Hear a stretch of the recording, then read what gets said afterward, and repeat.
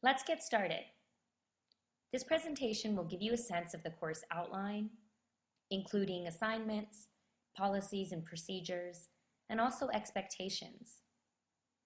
It is my hope that you each get a wealth of information about yourselves and about your future career paths as a result of taking this class. Additionally, the grade that you earn is really the investment that you put into this class. So I would love to give you all A's and hope that can be achieved. Welcome to each and every one of you.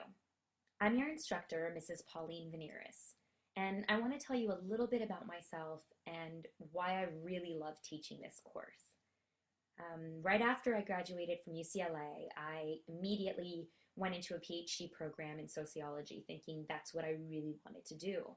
And after I got my master's, I realized something about it just wasn't quite for me. And so I stopped at that level and moved to the world of psychology and thought, yeah, I'll just get a master's and I'm already late. I've wasted all this time studying something that I changed my mind about, and I'll just get the master's and I'll move on. And yet, those 2 years studying psychology just made me realize that I really wanted to go all the way. And so now I'm in my third graduate program. I'm getting a PhD in counseling psychology at ASU. And for those of you that don't know much about counseling psychology, it really is kind of a holistic approach, seeing the person as not just maybe their mental illness or the things that they're working on, but really as a whole person, someone that has interests and hobbies and passions and is connected to people and relationships. And I think that my background as a counseling psychologist really comes to play in this online course. For one, for my personal journey, I know that sometimes that perfect script that we've set up for ourselves, that perfect plan that we're, thinking is going to work out great and is going to satisfy us, sometimes it's not so. And it takes being honest with ourselves and also patient with the process of getting to a place where you found your life's passion. And it really truly is a journey. And I'm excited that each one of you, in a small way, are embarking on that this semester. And also, because I am a counseling psychologist, I really feel that I can see that career development isn't just about one or two things. It's about you as a whole, as an entire person. And so I hope that in this course, you'll think not just of the professional you and the career you, but find a way to make your career plans really fit with the entirety of who you are. I really can't wait to get to know each of you more through the various assignments and discussion boards that we've got, but I wanted to let you know a little bit about how you can reach me. I know that this is a shortened and more intense course than a 15-week course would be, and so I've made myself available to you all in a number of different ways. Email is usually the easiest and quickest way to contact me, and you can see my email is just pauline.veneris@asu.edu. Some students in the past have really appreciated being able to contact me and have a phone consultation, especially if they find themselves in a tricky situation or wanting more intense feedback than they're getting. And so we can schedule a phone consultation, and you would do that by emailing me first. Lastly, if you are around, I know many of you take online courses because you're not in the area, but if you're physically around the ASU Tempe campus, I have office hours that can be made by appointment. My office is in Payne Hall. So, know that although this is an online course, there are many ways to contact me.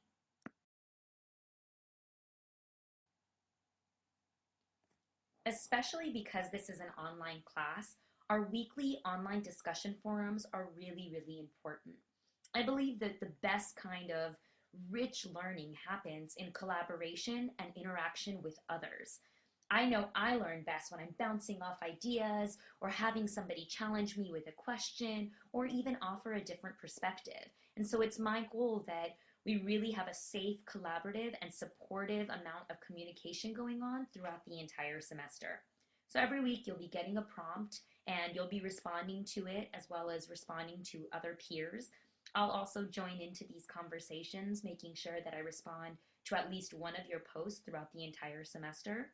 And in order to create this safe and supportive space, it's really important for us to kind of establish some ground rules. So one of your first assignments that you'll see in the syllabus is a discussion board rules assignment.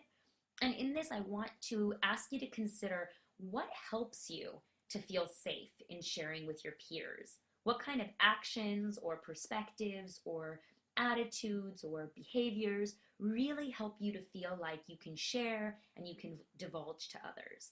And then I also want you to answer alternatively, what kinds of actions or responses or attitudes really make you think twice about sharing and make you feel uncomfortable about sharing.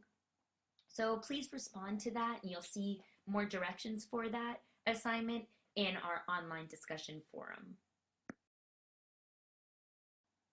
Hopefully you've all got your hands on a copy of the syllabus by now, and you'll have a quiz on it within the first week, because having a good sense of the expectations and the policies with this class will really help to make both of our lives easier, right? So please, look over the syllabus in great detail and take the quiz. You can take it a number of times until you get 100%.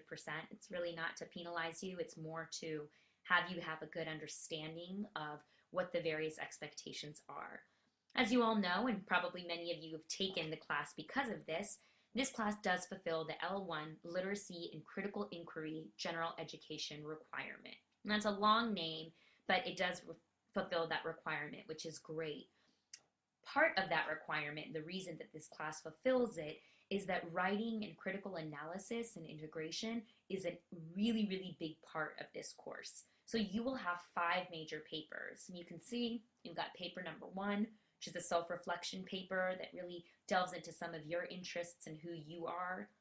You have paper 2, which is a career theory paper where you'll look at a couple of the theories that we'll look at and analyze them. Third paper is the career exploration paper, again coming back to you. Paper 4 will be a diversity paper, and you'll have some options in the diversity week in terms of what articles you're going to write that paper on. And the last paper is really a paper that synthesizes everything you've learned in the semester, and it's the final reflection paper. You'll also have 2 course projects. Here it says 3, but it's 2. You have the informational interview paper, and this is where you'll be out in the field talking to somebody who's already doing the work that you want to do or are interested in pursuing. And you'll also have the job market branding project, which I think is one of the most important projects because it really is just putting together a resume, a cover letter, and thinking about the application process.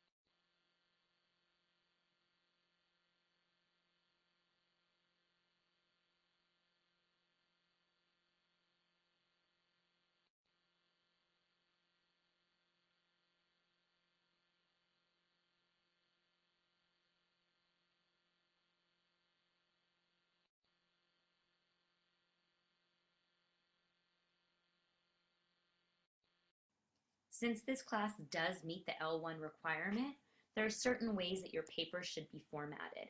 And this isn't me being nitpicky or being even tricky about what my expectations are. I really want to put it out there and let you know exactly what I expect so that you can get every single point that you deserve. Your paper should be typed. They should have a 12-point font, and it should be Times New Roman font. You should have 1-inch margins on the sides, and also have your paper be double spaced.